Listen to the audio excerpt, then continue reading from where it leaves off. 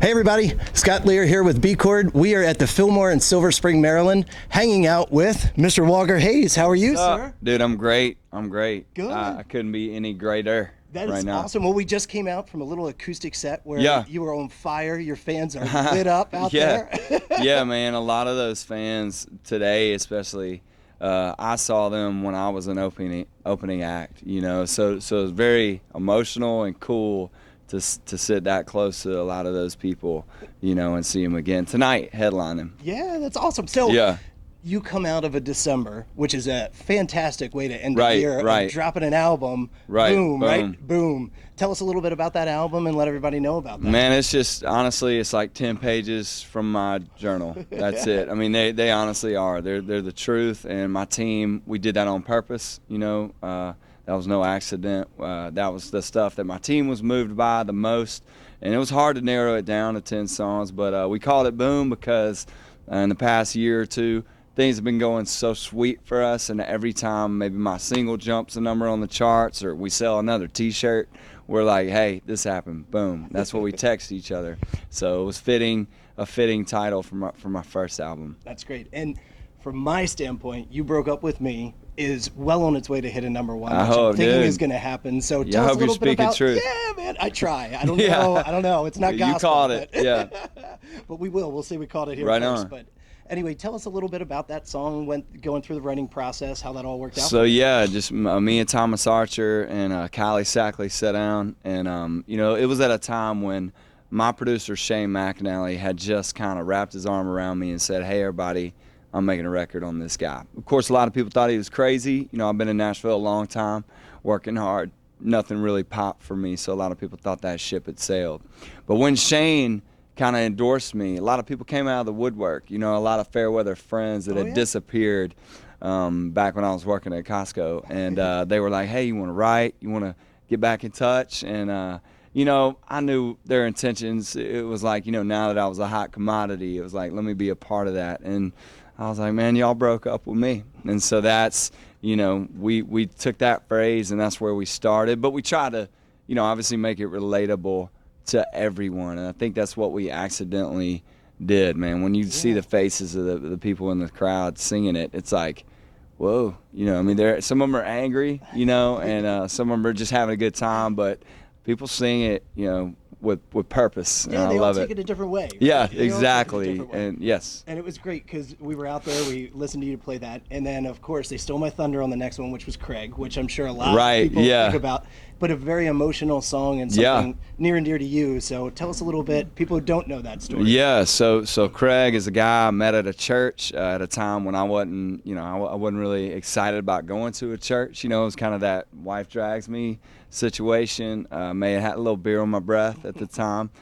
Craig would have known that, but came out and just introduced himself. And it's such a unique experience, the way he just kind of embraced me for who I was at that time, kind of meeting me where I was, loved on me and my family, and was just kind to us. And then at one point, we were down in one car, and he showed up at my son's baseball game with the title and the keys. And I was a little bit reluctant to take it, you know, because I didn't want to need help. But it was a great lesson in accepting help from people, and really just taught us a lot, my family and I, a great lesson about love. And so the guy means a lot to me.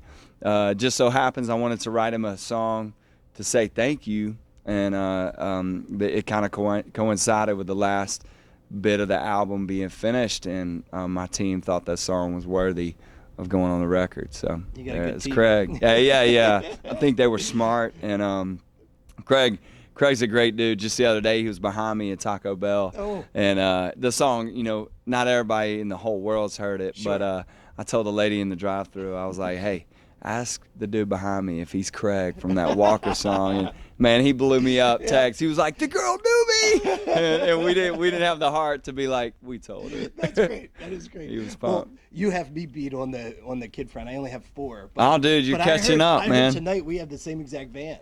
We both have. Do you have an Nissan Envy? Ah, Yeah. it's a pretty sweet ride, isn't it? Everybody makes fun of me all the time. Whatever, with it, but dude. You know what? They're I can just take jealous. Anybody, anywhere, right? You can, and they'll get out the way too. That's exactly right. But man, my wife, yeah, she's smoking in that big old shuttle van. She loves it, and I don't know about you, but we took the carpet out and put rubber. So just saying, good idea. Good idea. You know, when you got Gonna have to think about athletes that and one. stuff. Yep. It's so much easier to clean up. That's great. So I'm going to take it back, Okay. to when I knew Walker Hayes, and my wife and I knew Walker Hayes in Okay. 2010 with a song called Pants, right? You had to bring it up, It was right at that time when we were getting married, and it was the perfect song. There you because go. I was like, you know what? I give in. So, so tell us a little bit about that. People who don't know, they're going to go and look at this, that you had a song that hit earlier. Right? Yeah, so it did. It was a little bit, you know, honestly, I think it was just a little bit dirty, progressive for country back then. Yep. You know, it was early. Yep. And I wrote that song, honest to goodness. I'll never forget, you know, that was back when I would annoy my wife. I'd be like, hey, I got this idea. What do you think? You know, and I remember telling her that idea, and she was drinking a Coke in the car. And as soon as I said it, she spit it. And she was like, you really going to write that? And I was like, I will. Yeah. And so, you know, I just wrote it, and, you know, it made her laugh. And my publishing company at the time liked it. And I had no idea it was going to be a single, Right. you know. And but lo and behold, people did react to that song on a small level. And it kept me around. I'm glad it did what it did. You know, it kept me chasing that dream, and it was kind of just a little wind in my sails back then. Sure. So I had a couple, you know, asking some questions, knowing this was coming, and a couple ladies said, "Why'd he cut his hair? What happened?" With the cutting the hair Man, thing? So. I'm just gonna be frank with you. So when Shane McAnally, you know, signed me, I was working at Costco, so I got to quit Costco. They made it to where, you know, I got paid and didn't have to do that anymore. But man, I looked pretty disheveled. I mean, I had like long, you know, hair down to my nose, you know, Bama bangs and long hair. It was always a hat backwards guy. And when they saw me, they were like, hey, first thing we're gonna do is clean you up. And it took us a while to get used to it. I came home, and my sons were like, what? You know, I'd had the same haircut my whole life. Sure. And even my wife, I met her at my daughter's gymnastics class, and her face was not like, I like it. It was like, what in the crap is going on? And so, it took us a while. It took me a while to get used to the size of my forehead and all that stuff. I hadn't seen it my whole life. I was like, man, now I love it. I love, my team laughs at me because haircut day, I'm there. I want to be first. I love that clean cut. No, it's a good question. So let's say, you know, you are an awesome singer-songwriter. I mean, you love to sit down with a guitar, whatever it is, and start. What is your normal process when you do that? What's in your head? Are you by yourself? Are you with somebody? How's that work? It's not the same, you know. I mean, sometimes it starts with just a vibe, and I'm like, what does that feel like? Does that feel like anything that's been on my mind? But I'm constantly, you know, for instance, Craig, I mean, I just thought about that song at least 3 months, you know, just in a bus, you know, headed to a show. I'd get a line, text myself, you know, and be like, that's got to go in there somewhere. And then there's a day, you know, where all those random brainstorms, I just take them all and go, hey, today's the day I got to put this together. Yeah. You know what I mean? But then also, sometimes I just meet people in my shack, you know, in Nashville, and we sit down, and like you broke up with me, it's like, hey, I got this title. You want to try to work this one out? And we just start building the track. So I know, but tell most people, what's the shack? Okay, yeah, the shack is it is literally like a tool shed in an alley on Music Row. So it's between 17th and 18th Avenue, right down from Belmont.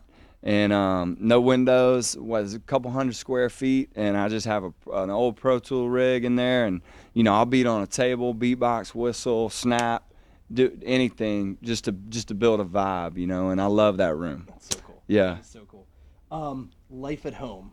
Serious questions. Yeah. How do you do it?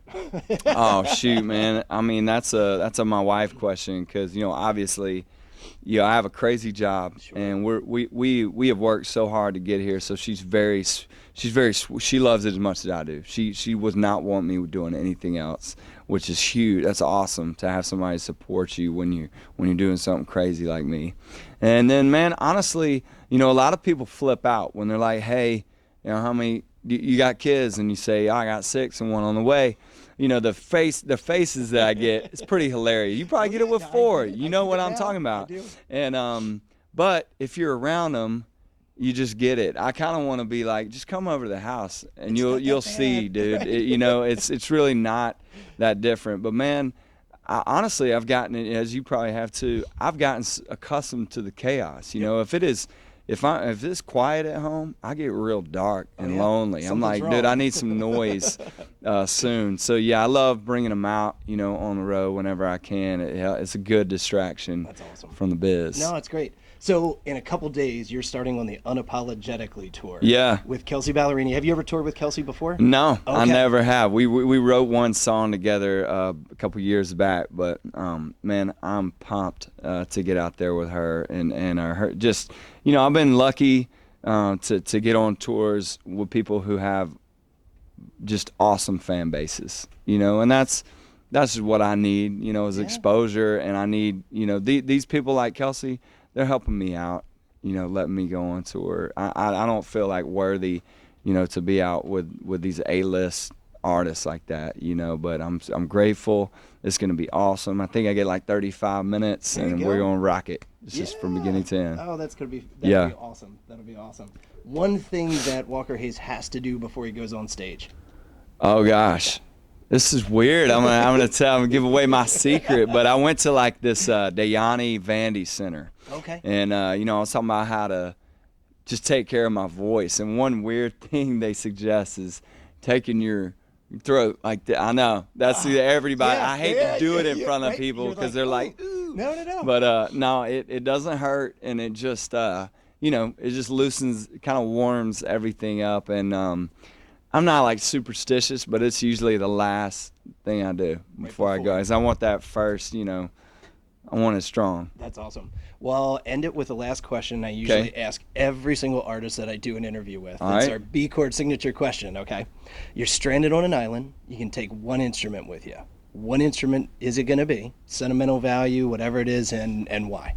Oh, wow. So like the actual instrument, not just, instrument. Shoot. I'd probably take. I have a upright piano that was one of the first. It was the first thing Lainey and I bought. As far as furniture, everything else was kind of given to us. Like you do when you get married, and you just kind of combine your collegiate crap. And to this day, we really still have all just kind of hand-me-down furniture. But we bought this Kawhi piano, so that's what I would take, and because it's sentimental that we bought it together. And then I just love I'm a much better.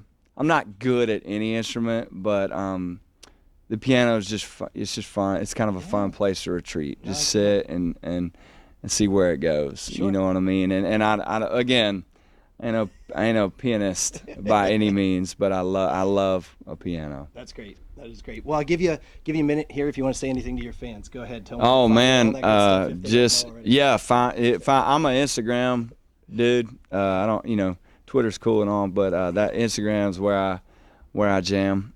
And but yeah, I'm just grateful to have fans. Period. So thank y'all. Come out, see us on the headline tour or with Kelsey. When you get a chance. And website walkerhayes.com, Instagram Walker Hayes is my handle. So peace. Awesome. Last thing we'll do, leave you with an awesome hat here. I in this hat the whole time. That's Walker, thanks so much, man. We really appreciate it. Appreciate it. Yeah, definitely. Everybody go follow us at bchord615 or on the web, www.bchord.net. Thank you. Walker, thanks again, man. Oh, man. Appreciate it.